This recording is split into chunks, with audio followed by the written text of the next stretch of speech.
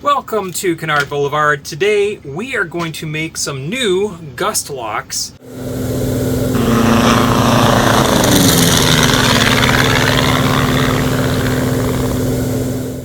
These are fine, they work quite well, but I want more because I've got two that fit in the ailerons and they can also fit them into the rudder.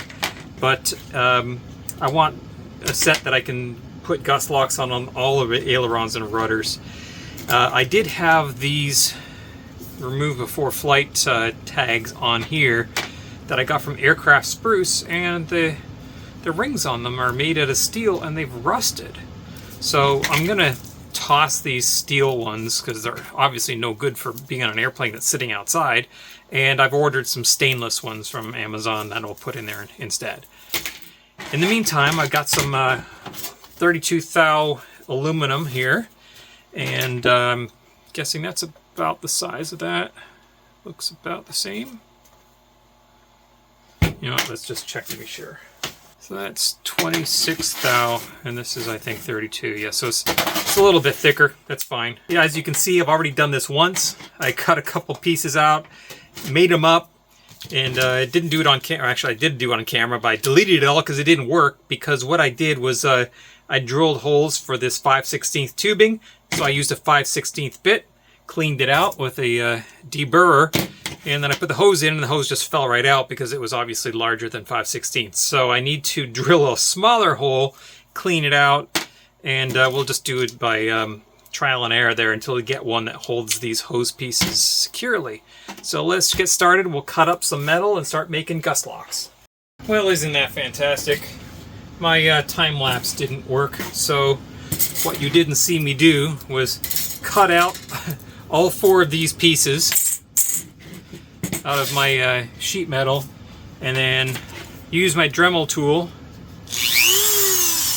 to grind all the edges reasonably smooth, give the outside edges a curve, and then use a fine file to give all the edges a nice smooth edge so there's no sharp bits anywhere. And that was about 20 minutes of work that you just missed out on seeing because I forgot to hit record on my stupid camera. So now that I have these four blanks, I'm not going to make the same mistake as I did last time and just drill it and hope it works. So what I'm going to do is I got some scrap aluminum here. I'm just going to drill a few different holes, and then I'll ream them out, and then we'll test them with the hose and find out which size bit is the correct one to use.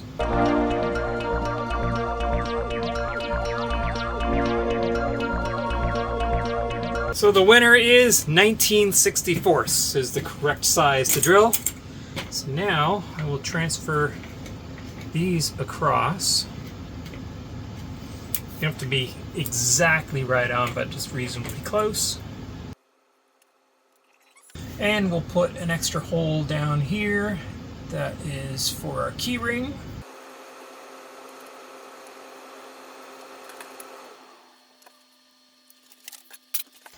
And then we'll punch them.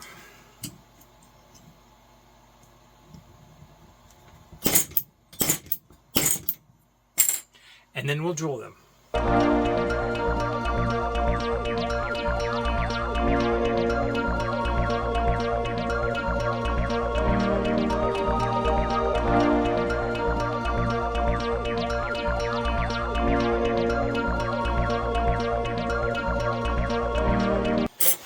Okay, so I've drilled and deburred all these holes.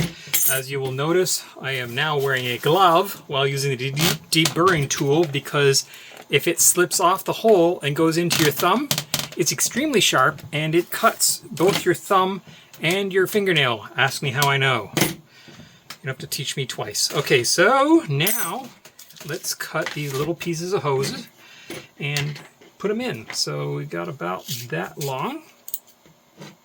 You know what, I could probably do a diagonal cutter for that just as well. And let's see how that fits. Oh, perfect. Yep, that's just right. 5/16 hose. It's PVC, I think. Yeah, PVC. I'll put a link to where I actually bought all this stuff online. All of this came from Amazon. so it's easy to find. 8. Then once you have these pieces of tube in place, then you can thread the keychain into here. I'm not going to do that yet because, like I mentioned, I ordered some stainless keychain rings from Amazon today. They'll be here tomorrow. I'll replace these rust-prone ones. The inset here is brass. It doesn't rust, but these cheap steel rings definitely do rust. Disappointing that they came from Harbor Freight. They came from aircraft spruce. These metal pieces don't have to be that thick. In fact, you don't want them to be too thick or else there'll be interference in the control surface. They basically just have to hold these from being pulled outwards. You could technically even use a piece of plastic in there. It would work just as well. All right, and there we are. 4 brand new aileron and rudder gust locks. Just waiting for the rings, and then we'll go put them on the airplane. So here's how these work. You get these and you just push them in between the 2 control surfaces like that. The metal doesn't actually touch anything. The 2 tubes kind of grasp the top and the bottom, and it prevents the control surface from moving. And the same thing on the rudder over here. You can see this out here. You just push this in. It goes up against the rudder. Now the rudder can't move, well, once it's in place. I don't take credit for the design of these originally, but hey, they work really well, so I thought I would pass them along. This was just a really quick and simple video, but if you like what you saw and you want to see more like it, or if you think this was of any use whatsoever, hey, click like on this video and then subscribe to the channel, and you'll get notified every time I post any new video to my channel. And if you have any questions, comments, or suggestions or corrections, anything at all, leave them in the comment section below. I do read and respond to all of that. Thanks for watching.